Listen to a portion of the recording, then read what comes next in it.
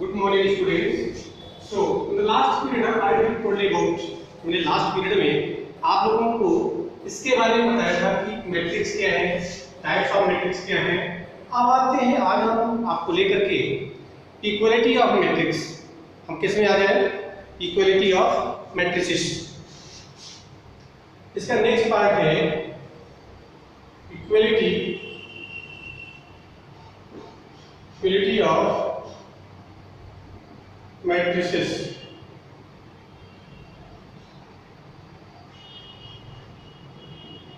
अब equality of matrices में क्या है, हम कैसे कहेंगे कि इक्वलिटी ऑफ मैट्रिसेस है? इक्वलिटी ऑफ मैट्रिसेस में आपको ध्यान देना है, मान लिया जाए कि टू मैट्रिसेस है, in two matrix, in two matrix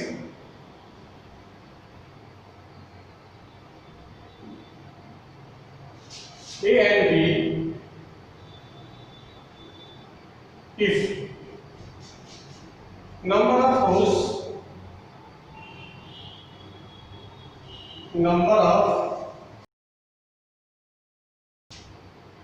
या यूं कहते हैं आप, जैसे मैंने आपको बताया कि in two matrices they are equal if they are the same order and corresponding elements of A B are equal. In two matrices A and B if आप कंडीशन मैंने लगा दी, मैंने कहा कि एक दो मैट्रिसेस में, in two matrices A and B, दो मैट्रिसेस है A और B, A और B दोनों इक्वल मैट्रिक्स कब होंगी वो कंडीशन मैं आपको बताने के लिए लेके चल रहा हूं।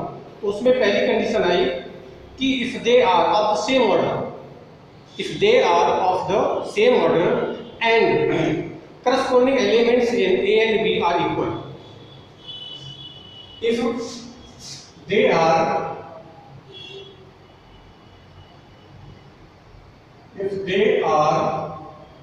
in same order,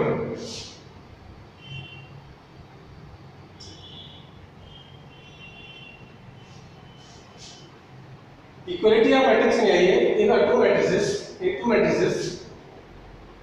in two matrices A and B, if they are in the same order and दूसरी कंडीशन क्या है, यानी वो दोनों सेम ऑर्डर की होंगी। यदि पहली मैट्रिक्स आपकी P एंड Q की है, 3/3 की है, तो दूसरी मैट्रिक्स भी 3/3 की होगी। And A and B have the corresponding elements are equal। Condition क्या आ गई? मैंने पहली कंडीशन बताई आपको कि फर्स्ट कंडीशन में ये है कि दोनों सेम ऑर्डर में होना चाहिए एंड करस्पॉन्डिंग एलिमेंट्स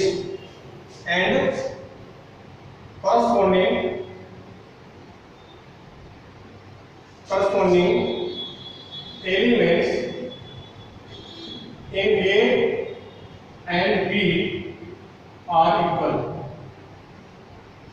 दो कंडीशन, मतलब जो पहली कंडीशन है कि वो सेम ऑर्डर में होना चाहिए और दूसरी कंडीशन है कि उनके करस्पॉन्डिंग एलिमेंट्स क्या होना चाहिए? इक्वल होना चाहिए। दो कंडीशन है, ये दोनों कंडीशन को फुलफिल करती हैं तो वो इक्वलिटी ऑफ मैट्रिक्स है। मान लिया जाए A equal to Aij of P into Q and that is A equal to Aij P to Q and B equal to Bij R into S। तो अब इक्वलिटी का होगी, पहला केस कि they are of the same order, तो first case क्या है? Same order का। तो जब मैं सेम ऑर्डर की बात करूंगा तो if P equal to R, यानी 3/3 मैट्रिक्स है तो 3 रोज यहाँ पे, 3 रोज यहाँ पे। फर्स्ट केस क्या हो गया? फर्स्ट केस हो गया कि दोनों के ऑर्डर सेम होना चाहिए। If P equal to R, then number of rows of matrix A are equal to number of rows in matrix B. P equal to R मतलब हुआ number of rows in matrix A equal to number of rows in matrix B, दोनों में number of rows equal। Second case है आपका if Q equal to S, यानी number of columns number of columns in P equal to number of columns in A equal to number of columns in B, यानी दोनों की order भी same होना चाहिए और उनके कॉलम्स यानी दोनों के ऑर्डर सेम होंगे। ये 3x3 का मैट्रिक्स है और ये भी 3x3 मैट्रिक्स है। अब इनमें एलिमेंट्स जो है वो इक्वल होना चाहिए, इनमें एलिमेंट्स इक्वल होना चाहिए, इस वजह से हम कहेंगे इक्वलिटी ऑफ मैट्रिसेस। क्या है बेटा? Equality of matrices. अब इक्वलिटी ऑफ मैट्रिसेस में कुछ मैं एग्जांपल दे देता हूं आपको, एग्जांपल के तौर पर आप हमसे देख लीजिए क्या है एग्जांपल्स के। तो मैं कोई कंडीशन ले लेता हूं, फॉर एग्जांपल यहाँ पर दिया हुआ है एग्जांपल के तौर पर, ये तो कंडीशन थी। एग्जांपल क्या है आपके? एग्जांपल है आपका 1 2 3 4 इक्वल टू 1 2 3 4। अब इक्वलिटी ऑफ मैट्रिक्स से कुछ क्वेश्चंस हैं जिनको सॉल्व करना है, जिनसे आपको x और y की वैल्यू फाइंड आउट करनी होगी, x y z की वैल्यू फाइंड आउट करनी होगी। इस तरह के कुछ एग्जांपल्स आपको दिए जाएंगे। तो इन एग्जांपल्स में मैं एक एग्जांपल आपको दे देता हूं। पहला लिखिए, इफ, पेज पर रख देता हूं और इसी से रिलेटेड आपको इक्वलिटी ऑफ मैट्रिक्स में मैं आपको कुछ क्वेश्चंस दे देता हूं। ये तो आपको मैंने इसकी डिफिनेशन बताई थी। अब आइए क्वेश्चंस।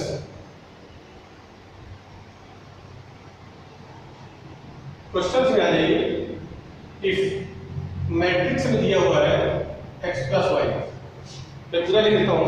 मैट्रिक्स में लिखा हुआ है x plus y, x minus y, ये आपका है x माइनस वाई, ये है आपका x प्लस वाई, ये है आपका x माइनस 2y, यहाँ पर लिखिएगा। और तो x प्लस 2z और z plus 3w, x plus 2z बेटा और x प्लस 3w, ये मैट्रिक्स इक्वल टू है। ये मैट्रिक्स इक्वल टू किससे है? 0 4 8 15,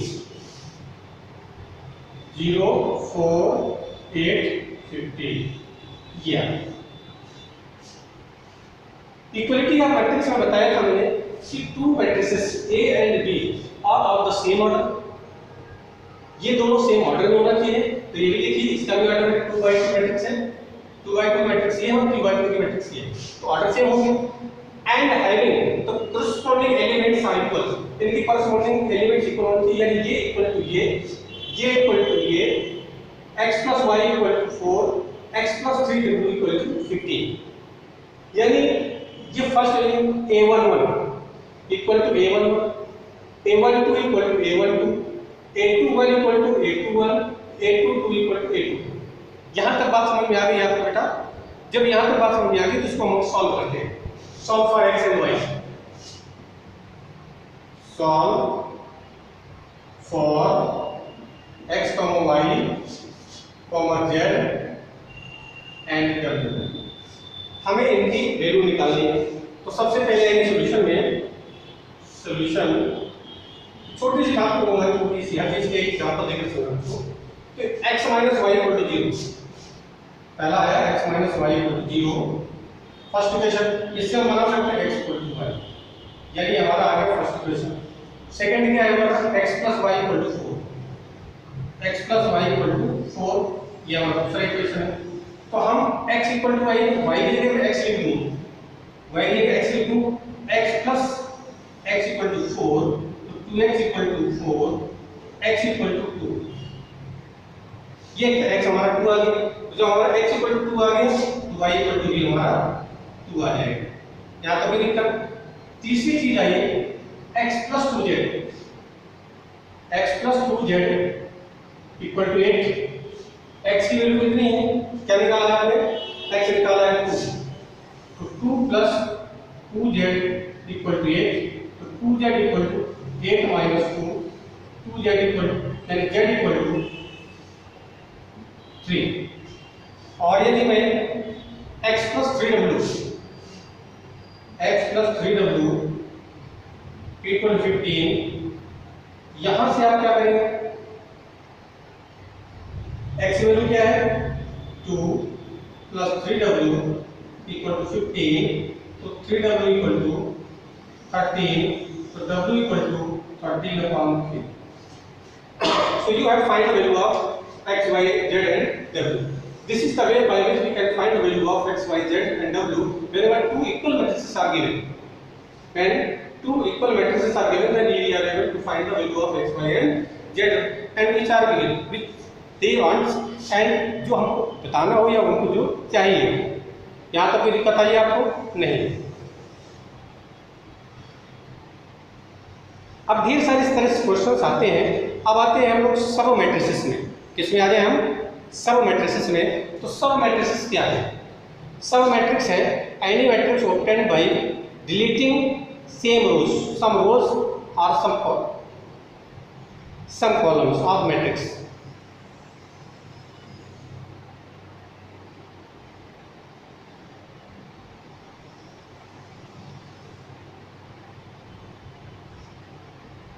सब मैट्रिक्स समझ में आ गया कि किसी मैट्रिक्स के रो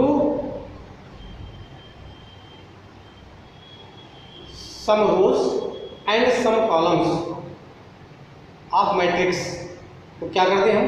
डिलीट करते हैं। क्या करते हैं? उन्हें डिलीट करते हैं।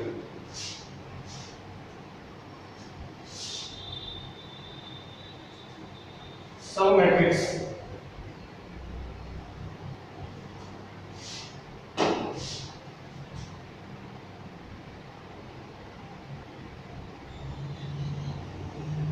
सब मैट्रिक्स बिल्कुल आप पढ़ेंगे जो मैं आपको एडजॉइंट मैट्रिक्स पढ़ाऊंगा। Inverse by use inverse solve by taking adjoint matrix. ठीक है ना? इन मैट्रिक्स सब मैट्रिक्स क्या है? सब मैट्रिक्स के बारे में मैंने आपको बताया कि सब matrix obtained by deleting some rows and some columns. Matrix obtained bye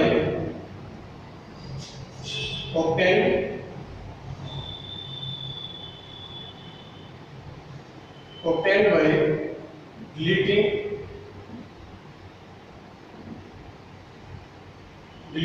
some rows and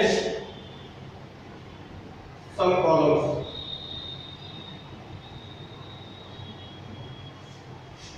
ठीक है ना? तो अब यहाँ पर कहा जाए कि जैसे मैट्रिक्स है आपकी दैट इज, ये मैंने यहाँ पर कह दिया आपको 1 3 5 7 6 2 8 5 3 या 9, ये मैंने मैट्रिक्स कह दिया। अब सब मैट्रिक्स अब यहाँ पर कहा जाएगा कि मैंने मान लिया ये थर्ड रो और थर्ड कॉलम हटा दिया, मैंने ये और ये हटा दिया, तो बचेगा क्या हमारे पास?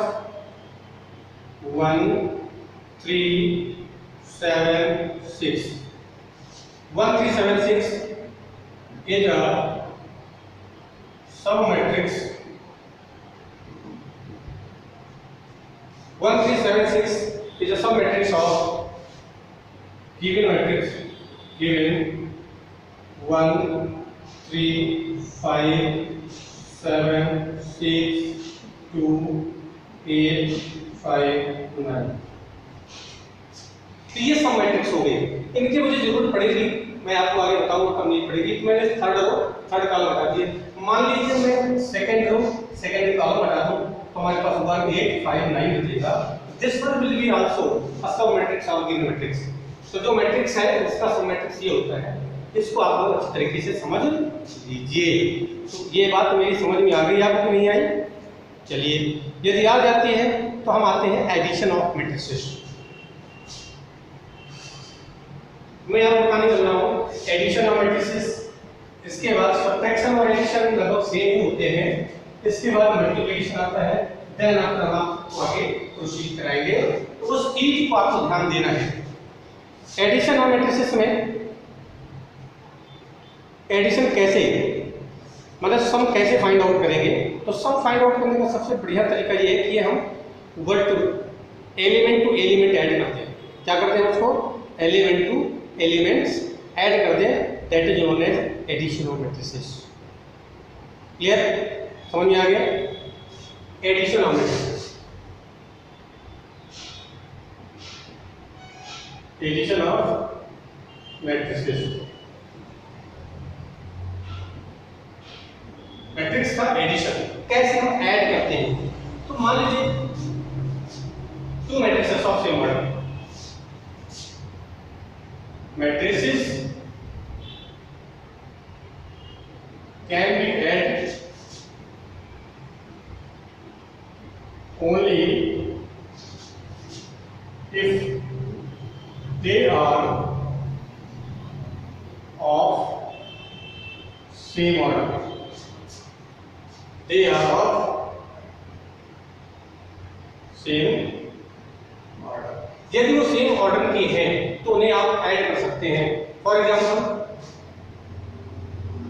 में आप देखिए, that is A equal to Aij of 3/2 matrix, 3 rows 2 columns, and B equal to Bij 2/3 matrix।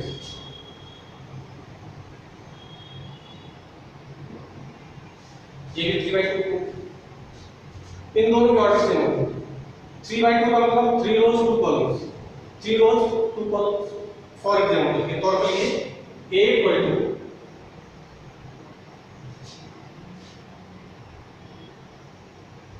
3 4 5 6 1 2, 3/2, 3 rows 2 columns, and set B equal 11 12 13 14 4 8।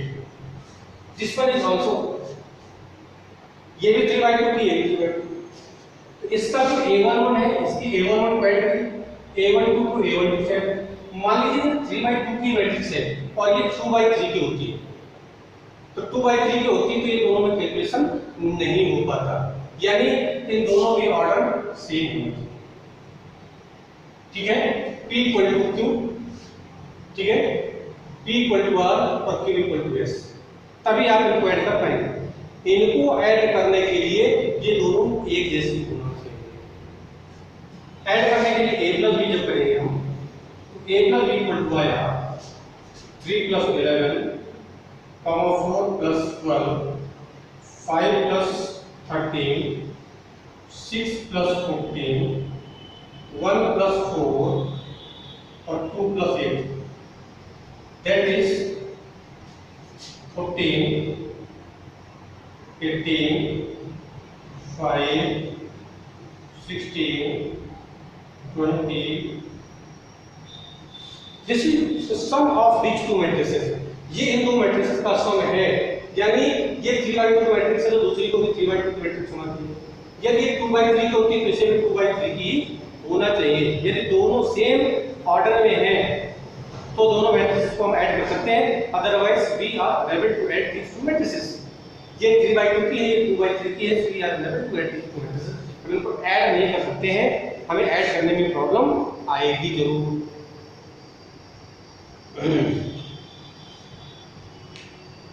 अब एक कंडीशन और होती है कि इनमें हमारा कम्यूटेटिव लॉ अप्लाई होता है। मैट्रिसेस में हम देखेंगे तो इसमें हमारा एडिशन का कम्यूटेटिव लॉ अप्लाई होता है, और कम्यूटेटिव लॉ जो होता है, कम्यूटेटिव लॉ होता है A + B = B + A। लेकिन this is only for in addition. ये एडिशन जो होता है, आगे जब मैं मल्टीप्लिकेशन बताऊंगा तो A + B is not equal to B + A। A को B से मल्टीप्लाई, A का B से मल्टीप्लाई, ये कंपल्सरी नहीं है कि वो B की A के मल्टीप्लाई के इक्वल हो। तो ये आपके एडिशन में आ गया। इस CO2 में भी लेते हैं तो मान लीजिए 3 मैट्रिसेस हैं, ये तो फर्स्ट पार्ट हो गया। सेकेंड पार्ट ये है कि if A, B and C are 3 matrices,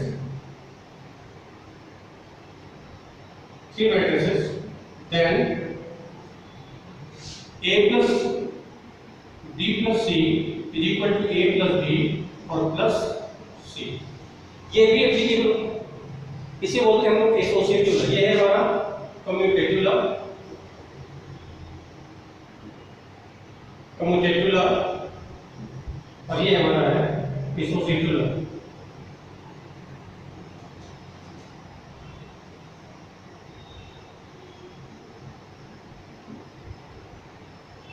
ये association banana.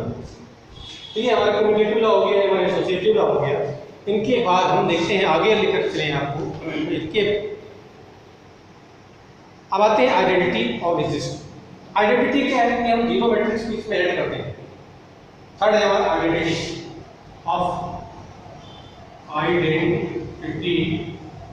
Of matrix. Matrix identity यानी a + 0 = 0 प्लस तो सेम केस आ जाए। हम एक कोई मैट्रिक्स दे दिया है, इसको हम 0 0 मैट्रिक्स सेट करें तो सेम आ जाए, इसमें कोई दिक्कत नहीं होगी। इस वजह से आपको इसमें ज़्यादा परेशान होने की जरूरत नहीं है। अब एक चीज़ और आती है इसके अंदर, और वो बात वो है क्या, वो खास बात आपको जाननी है। उस खास बात में है कि हम किसी भी मैट्रिक्स को किसी भी स्केलर नंबर से मल्टीप्लाई करें तो हम पूरे एलिमेंट्स उस स्केलर नंबर से मल्टीप्लाई करने पड़ेंगे। ये बात समझ में आ गई? यदि हम मान लिया जाए हमें इसमें 5a फाइंड आउट करना है, तो हम 5a कैसे फाइंड आउट करेंगे? 5a फाइंड आउट करने के लिए 5a फाइंड आउट करने के लिए क्या करना पड़ेगा?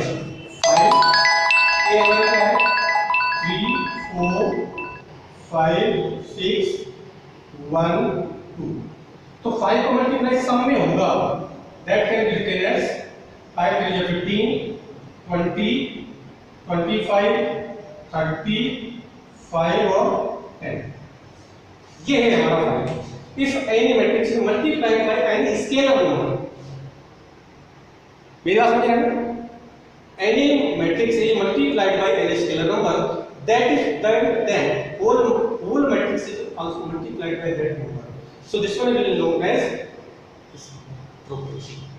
क्या कहते हैं इसे हम? Multiplication of matrix bye scalar quantity, scalar multiplication कहते हैं। यहाँ तक कोई दिक्कत? इसी तरह से आप जैसे हमने एडिशन बताया वैसे सब्ट्रैक्शन बता दिए।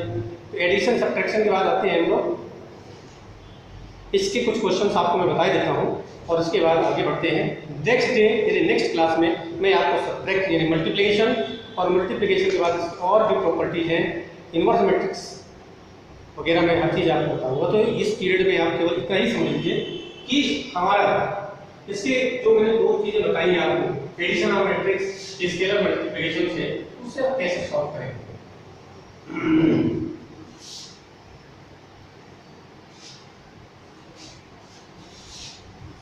यहां पर देख लीजिए बेटा, इफ a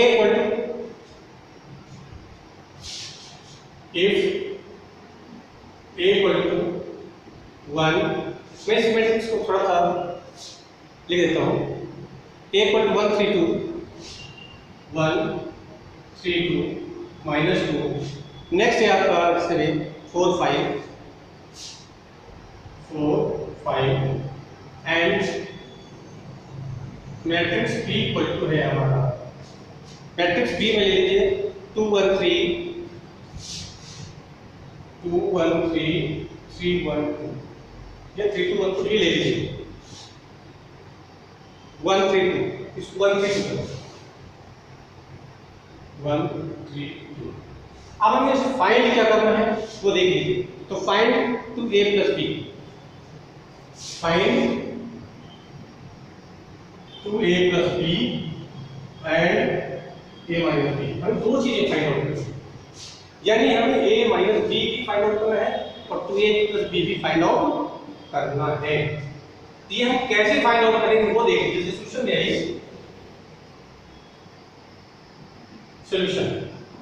सॉल्यूशन में आएंगे तो मैंने कहा 2a प्लस b, तो 2a that is 2 1 3 2 -2 4 5 and b equal to 2 1 3 3 1 1 3 2। अब तो ये इसको से मल्टीप्लाई करके अब यहां पर लिखना है 2a plus b that will be 2 का मल्टीप्लाई से करना है, 2 का मल्टीप्लाई इन सभी में करना है, ध्यान रखिएगा 2 का। तो 2 6 4 -4 8 10 प्लस या आपका 2 1 3 2 1 3 1 3 2। अब इनको ऐड कर दीजिए, तो 2 पर 2 से ऐड करेंगे क्या आएगा 2 + 2, फिर 6 + 1, फिर आपका 4 + 3, फिर -4 + 1, फिर आपका 8 + 3, फिर 10 + 2।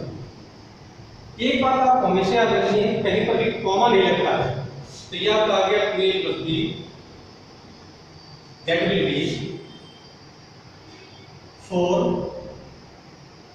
7 7 -3 11 और 12। तो ये चीज आ गई आपको 2a + b में। आप इस तरह से इसको सॉल्व कर लीजिए। After that a - b, now next topic क्या होगा a - b, that is a आपने क्या किया, a लिखा आपने 1 3 2 -4 sorry -2 4 5 -2 1 3 1 3 2। अब माइनस कर दीजिए, यह है 1 - 2 3 - 1 2 - 3 -2 - 1 4 - 3 5 - 2, दैट इज आ गया आपका -1 -1 2 -1 -3 1 3। तो आपने एक चीज देखी, मैंने डायरेक्ट इसको माइनस कर दिया, इस एलिमेंट को इससे माइनस किया, इसको हमने इससे माइनस किया, इससे हमने इसको माइनस किया, माइनस करके डायरेक्ट ये वैल्यू आ गई। इसमें ज्यादा किसी को सोचने की जरूरत नहीं है, ये एक बहुत सिंपल मेथड है, सिंपल प्रोसीजर है एडिशन ऑफ मैट्रिसेस का। एडिशन ऑफ मैट्रिसेस के बाद इसमें क्वेश्चन आते पूछ लिए जाते हैं, तो आप बहुत परेशान होने की जरूरत नहीं, सीधे तौर पर फाइंड आउट कर लीजिए। और उसके बाद और भी कुछ प्रॉब्लम्स आए, उन प्रॉब्लम्स को अपने आप सॉर्ट आउट कर लीजिए। मेरी बात समझ आ गई? अब एक टाइप क्वेश्चन और दे दिया जाए, मान लीजिए मैं एक क्वेश्चन और दे देता हूं।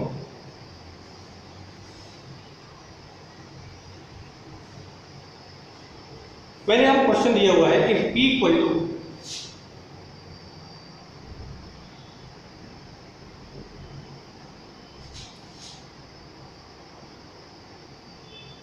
Q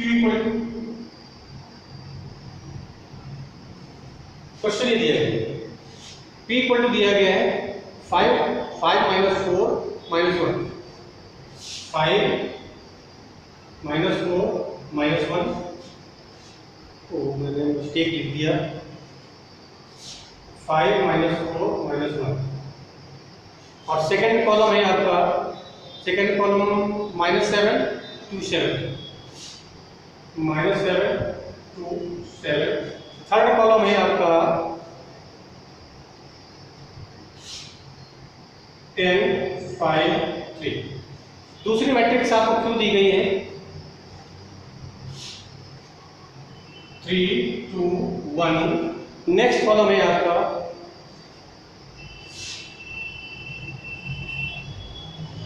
थर्ड कॉलम क्या बनेगा आपका